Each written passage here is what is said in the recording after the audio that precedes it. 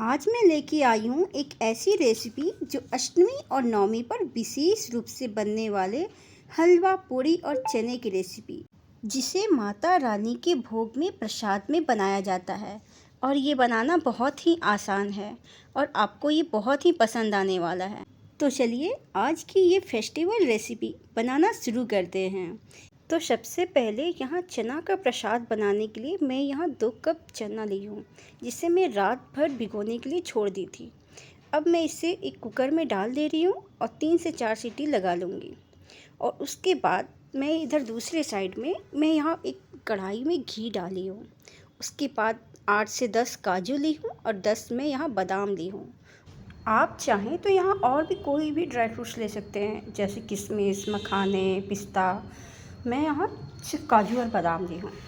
और उसके बाद जो घी उसमें बच गए थे, उसी में मैं यहाँ 1 कप मैं यहाँ पे डाल दे रही हूँ सूजी। आप मेजरमेंट के लिए कुछ भी मेजर कर सकते हैं, कप ले सकते हैं, कटोरी ले सकते हैं। मेजरमेंट करके बनाएंगे एकदम परफेक्ट अच्छा बनेगा। इसे हमें अच्छी तरह से भूनते रहना है, कलर चेंज आने तक। जब इसके कलर थोड़े अच्छे ब्राउन हो जाए ना, तो उसमें जिस बॉल से मैं यहाँ सूजी ली थी, उसी बॉल से मैं यहाँ हाफ़ चीनी ली हूँ। आप अपने टेस्ट के अकॉर्डिंग कम या ज़्यादा ले सकते हैं। और चीनी डालने के बाद मैं यहाँ 3 बॉल मैं यहाँ पे पानी ली हूँ, मतलब 1 बॉल सूजी, हाफ बॉल उसका चीनी और 3 बॉल भर के यहाँ पे पानी। इस मेजरमेंट से आप बनाएंगे ना, तो आपके भी हलवे इसी तरह से एकदम परफेक्ट बहुत ही अच्छे बनेंगे। और मैं यहाँ 5 से 6 केसर के धागे ली हूँ।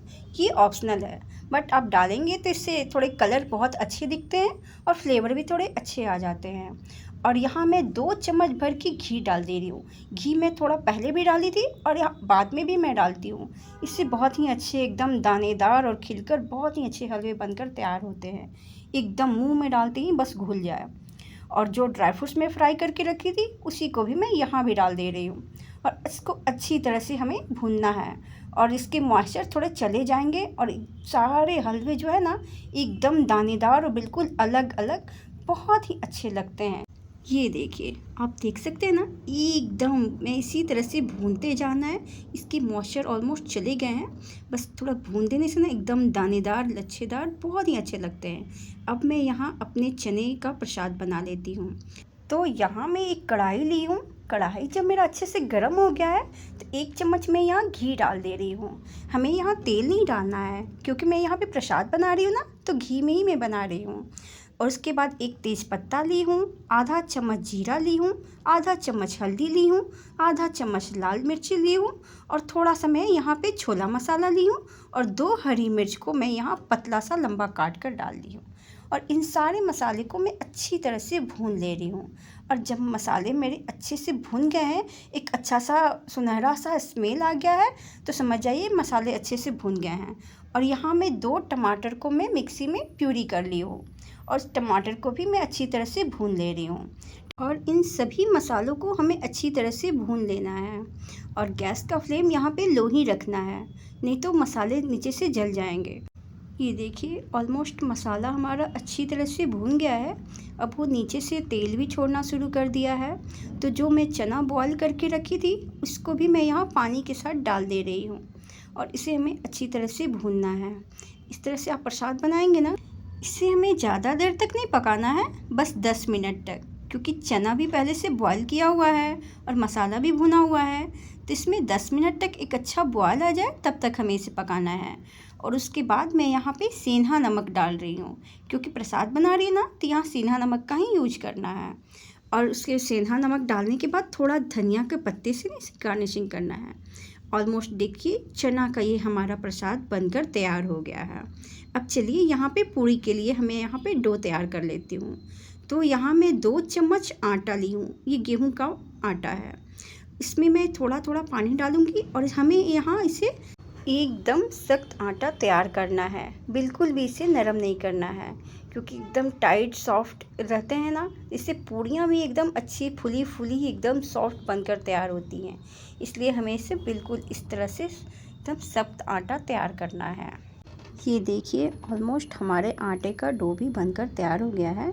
अब इन आटों में से छोटी छोटी मैं लोई तोड़ लूँगी और एक एक करके हमें यहाँ रख देना है। इन लोई पे थोड़ा थोड़ा हमें ऑयल भी लगाते जाना है, मतलब घी लगाते जाना है। घी लगाने से क्या होता है कि वो आपस में चिपकते नहीं हैं और बहुत ही अच्छे एकदम सॉफ्ट पूरी बनकर तैयार होते हैं, एकदम नरम मुलायम। तो यहाँ मैं एक एक करके अपनी सारी पूड़ियाँ को मैं बेल ले रही हूँ और इसे साइड में मैं रखते जा रही हूँ। ये देखिए, हल्के हल्के हाथों से हमें इस तरह से मैं पूड़ियाँ बेलते जा रही हूँ और सभी एक तरफ रख ली हूँ। उसके बाद एक कढ़ाई में मैं यहाँ घी ली हूँ। घी जब हमारा अच्छे से गर्म हो गया है तो थोड़ी आटे की लोई डालकर मैं चेक कर ले रही हूँ कि मेरा घी अच्छे से गर्म हुआ है कि नहीं। और हम लोग पहले छोटा सा तोड़कर डालते हैं अग्नि माता के लिए, तो ये अग्नि माता के लिए मैं डालकर पहले निकाल ली हूँ। उसके बाद मैं यहाँ एक एक करके अपनी सारी पूड़ियाँ को मैं निकाल लूँगी। और इसके लिए हमें यहाँ गैस का फ्लेम बिल्कुल हाई रखना है, इससे एकदम नरम मुलायम पूड़ियाँ बनकर तैयार होती हैं। और पूड़ी के ऊपर हल्का हल्का इसकी तरह से इसके ऊपर घी डालते जाएंगे तो एकदम फुली फुली पूरी पूड़ियाँ हमारी फूल जाएंगी और एकदम मुलायम सॉफ्ट बनकर तैयार होंगी। ये देखिए, अब देख रहे हैं ना, मेरी सारी पूड़ियाँ इस तरह से मैं निकाल रही हूँ, सभी फूलते जा रहे हैं। तो इस तरह से मैंने सारी पूड़ियाँ बनाकर तैयार कर ली हैं। अब हमारा भोग का प्रसाद तैयार हो गया है। उसके बाद मैं पूजा की, हवन की और ये मेरी सारी कन्याएं पूजा के लिए आ गई हैं। उसके बाद मैं अपनी कन्याओं को मैं प्रसाद खिलाई और इनसे खूब सारा मैं आशीर्वाद ली, इनका पूजा की। अगर आपको मेरी ये अष्टमी और नवमी पे बनने वाली प्रसाद की रेसिपी थोड़ी भी पसंद आई हो तो वीडियो को आप लोग लाइक कर दें, चैनल को सब्सक्राइब कर दें, अपनी फैमिली और फ्रेंड के साथ शेयर कर दें। मिलते हैं एक नई रेसिपी के साथ, तब तक के लिए bye bye and take care.